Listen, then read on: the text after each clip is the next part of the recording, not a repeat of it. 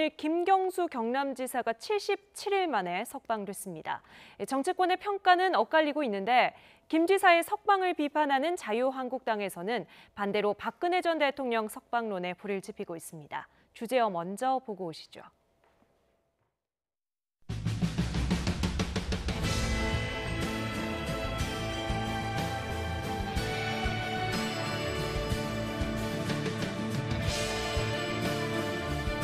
심에서 뒤집힌 진실을 항소심에서 반드시 바로잡을 수 있도록 남아있는 법적 절차에 최선을 다하겠다는 약속을 드립니다. 진실은 아무리 멀리 던져도 반드시 다시 돌아온다는 사실을 도정에 복귀할 수 있도록 노석을 허가해 주신 재판부께 함께 감사드립니다.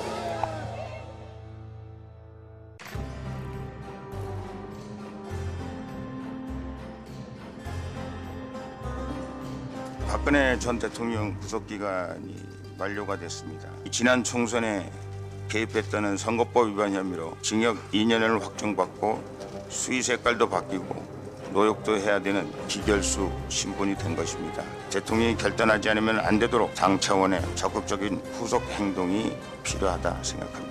올해 전 전직 대통령이 안 계시는데 아프시고 여성의 몸으로 감당하기 어려운 이런 상황에 계신 점을 감안해서 국민들의 바람이 이루어지기를 바랍니다.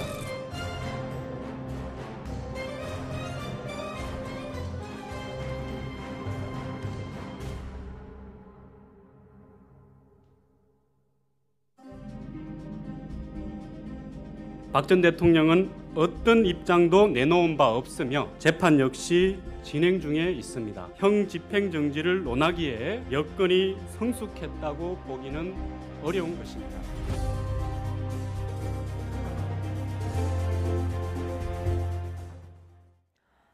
네, 최진봉 성공회대 교수 나오셨습니다. 안녕하세요. 네, 안녕하세요. 네. 드루킹 댓글 조작 사건으로 1심에서 법정 구속됐던 김경수 경남지사가 법원의 보석 결정으로 오늘 77일 만에 풀려났습니다.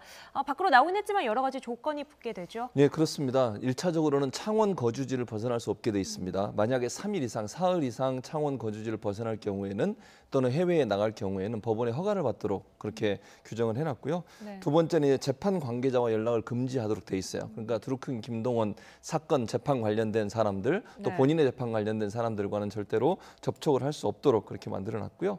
그럼 다만 이제 창원 주거지에서 거주를 하던 경남도청이 창원시에 있어요. 그러다 네. 보니까 아마 도청에 출근은 가능할 것으로 보이지고요. 그리고 재판 관계자와 접촉이 금지돼 있고 그리고 현금 1억을 포함해서 석방 보증금 2억을 지불하도록 돼 있고요. 그러니까 1억은 현금으로 내고 예. 나머지 1억은 보증보험으로 내게 되는데 약 네. 1% 정도 되니까 1,000만 원 정도를 지출하게 되는데요. 이게 아마 이제 재판부 입장은 간접 강제 효과가 있다. 즉 이런 조건들을 실행하도록 간접적으로 강제하는 그런 효과가 있는 것으로 판단해서 아마 이런 조항들을 부과한 게 아닌가 이런 생각이 듭니다. 네, 재판부가 보석을 허가한 이유는 뭘까요? 글쎄 뭐 이제 형사정보법 보면 이제 필요적 보석이라고 그래요. 원칙적으로 불구속 재판이 원칙이니까 보석을 해주는 게 맞습니다. 다만 이제 예외적으로 안 되는 경우들이 뭐냐면 도주우려 없고 증거인멸 우려, 도주우려 있고 증거인멸 우려 있고 그다음에 사형 무기 또는 장기 10년 이상 범죄면 안 되는 거예요. 네. 그런데 이제 김경수 지사 같은 경우에는 장기 10년 이상 범죄는 아니죠. 아니고요. 그다음에 도주우려, 증거인멸 우려가 없다고 법원이 본 것 같아요. 그러면은 도주우려랑 증거인멸 우려가 없으면 그러면 필요적 보석의 원칙에 따라서 이제 석방해 주는 게 맞는 거죠. 형사소송법에 따르면. 네. 근데 다만 우리 법원이 이제까지 이렇게 보석에 그렇게 관대한 건 아니었거든요. 사실상 어떤 피해자와의 합의 네. 또는 부인하던 사람의 자백 이런 뭔가 사정 변경이 있지 않는 이상 보석에 그리 관대한 건 아니었습니다. 원칙은 필요적 보석 하는 게 맞지만 네. 그럼에도 불구하고 김경수 지사를 보석을 허락을 해준 걸 보면 아마 현직 도지사라는 점이 조금은 작용된 것 같아요. 현직 도지사이기 때문에 아무래도 도종의 공백을 좀 막을 필요라 같은 것들은 어떤 그런 것에 대한 고려가 뭐 없었다고 볼 수는 없다. 저는 뭐 네. 이렇게 봅니다. 네, 77일 만에 구치소에서 나온 김경수 경남도지사 어떤 말로 소감을 밝혔는지 잠시 보고 오겠습니다. 어떤 이유에서든 경남도정의 공백을 초래한 데 대해서는 우리 경남도민들께 진심으로 송구하고 죄송하다는 말씀을 드립니다. 아울러 복귀할 수 있도록 그리고 모든과 함께 항소심 재판 준비에 최선을 다할 수 있도록 보석을 허가해 주신 재판부께 함께 감사드립니다. 1심에서 뒤집힌 진실을 항소심에서 반드시 바로잡을 수 있도록 남아있는 법적 절차에 최선을 다하겠다는 약속을 드립니다. 진실은 아무리 멀리 던져도 반드시 다시 돌아온다는 사실을 꼭 증명하도록 하겠습니다. 진실은 아무리 멀리 던져도 반드시 다시 돌아온다라는 말을 하는데 그런데 김 지사 석방을 바라보는 정치권 시각은 예상대로 완전히 엇갈리고 그렇습니다. 이게 참 재미있는 현상인데요. 사실 김 지사 구속될 때는 정반대 입장을 냈어요. 그러니까 자유한국당과 더불어민주당을 말씀을 네네. 드리는 겁니다. 그러니까 지금 현재 이번에 이제 이게 석방이 되면서 예. 더불어민주당은 법원의 현명한 판단이었다라고 평가를 했지만 자유한국당은 반문 유죄, 친문 무죄라고 말을 하면서 이게 좀 정치권의 어떤 압력에 의해서 이렇게 된 거라고 지금 얘기를 하고 있습니다. 네. 근데 뭐 그런 것들을 보면 예전에 이게 구속이 될 때는 또 반대 입장을 냈거든요, 네. 사실은. 그러니까 사법부에 대해서 비판적 입장을 내는 거예요. 지금은 자유한국당의 사법부에 대해서 비판적 입장을 내지만 김경수 지사가 구속될 때만 해도 법정 구속이 됐잖아요. 그때만 해도 자유한국당은 사법부가 살아있다 이러면 사법부도 칭찬을 했어요. 네.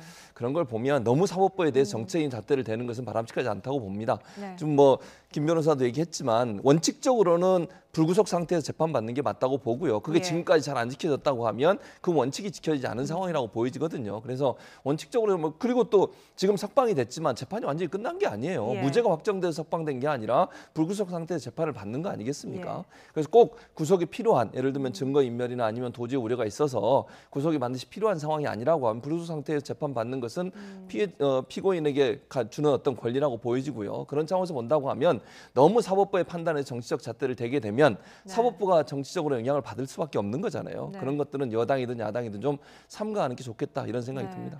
법원의 결정에 따라서 법원을 바라보는 시각이 달라진 정치권에 대한 이야기까지 해주셨습니다. 김경수 지사 석방에 맞물려서 보수 진영에서는 박근혜 석방론이 본격적으로 수면 위로 올랐습니다. 오늘 박 전 대통령이 유영하 변호사 통해서 형 집행정지를 신청했어요. 그러니까 일단 박근혜 전 대통령 상태부터 좀 말씀을 드려야 되는데 어제 이제 구속기간 만료됐잖아요. 그러니까 네. 구속기간 만료된 건 아직 재판이 확정되지 않은 국정농단 사건 관련돼서 만료가 된 거예요. 그러면 이제 원래는 나와야 되는 건데 왜 그럼 못 나오고 있냐? 공천 개입 혐의가 확정이 됐습니다. 예. 그럼 기결수예요. 그러니까 형이 확정돼서 지금 형벌을 받고 있는 상태입니다. 그러니까 이제 못 나오는 거예요. 그런데 유영하 변호사 얘기는 형 집행정지는 뭐냐? 예를 들어 징역 2년을 완전히 형이 확정됐다. 그럼 2년 동안 교도소에 있어야 되는 거 아니겠습니까? 네.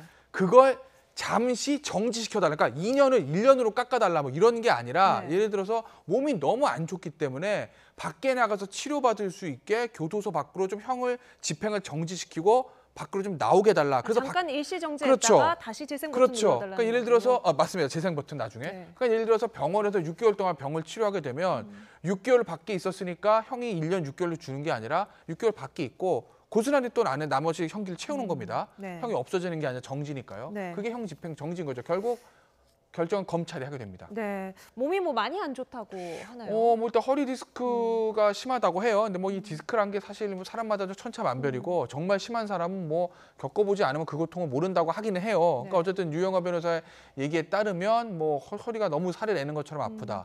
잘 누워 있지도 못하기 때문에 잠도 잘 잘 수가 없다. 뭐 이런 네. 얘기들을 유영하 변호사가 하고 있는 거고요.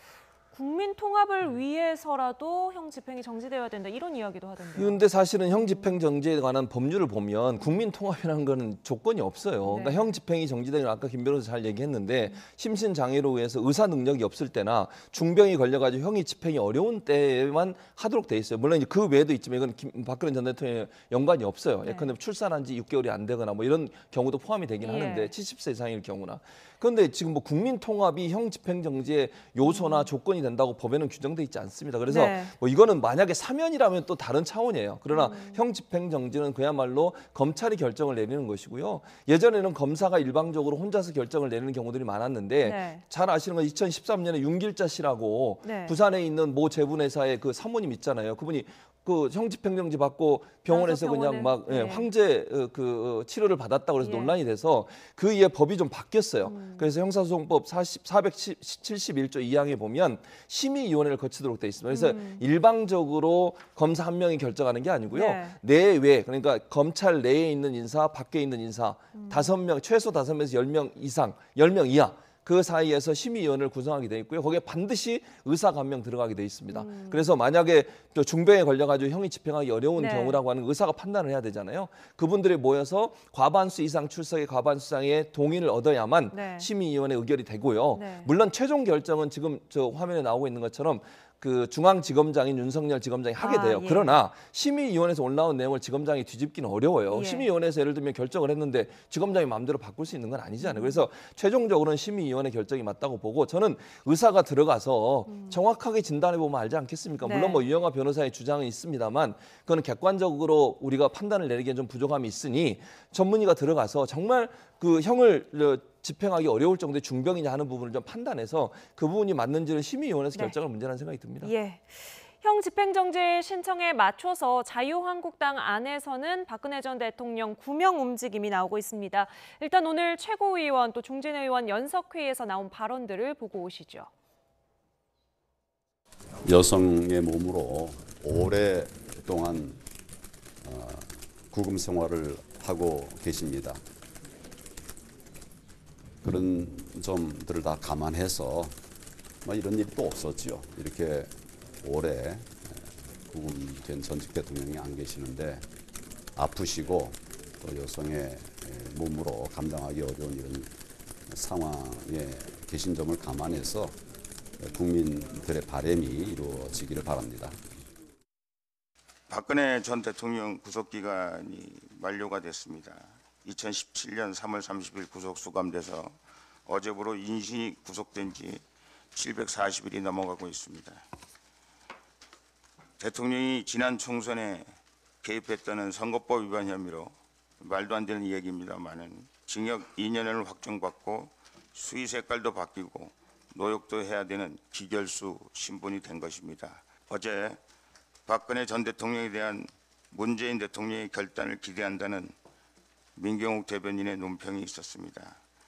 저는 대통령의 결단을 기대만 해서는 안 되고 대통령이 결단하지 않으면 안 되도록 당 차원의 적극적인 후속 행동이 필요하다 생각합니다. 형 집행정지 신청에 앞서서 황교안 대표 발언이 나왔거든요. 네. 박 전 대통령 측이랑 뭐 사정 교감이 좀 있었을까요? 글쎄 그건 알 수는 없는데 이 자유한국당의 박근혜 전 대통령의 문제 사실 굉장히 뜨거운 감자예요. 네. 왜냐하면 지금 보시면 이제 황교안 대표부터 여러 이제 중진 의원들의 얘기들이 나오는데 어쨌든 자유한국당에 배출한 여성 대통령이고 그리고 어찌됐든 간에 지금 굉장히 몸이 안 좋은 상태인 건 맞는 것 같습니다. 그렇기 때문에 어떤 인간적인 어떤 측면에서라도 박근혜 전 대통령의 형 집행정지나 사면 이런 것들을 자유한국당 지도부가 뭐 정치공학적인 걸 다 떠나서라도 외면할 수는 없는 노릇입니다. 네. 그렇지 않습니까? 근데 다만 내년 총선이 지금 내년 4월인데 과연 박근혜 전 대통령이 사면이든 형 집행정지든 밖에 나와 있는 것이 네.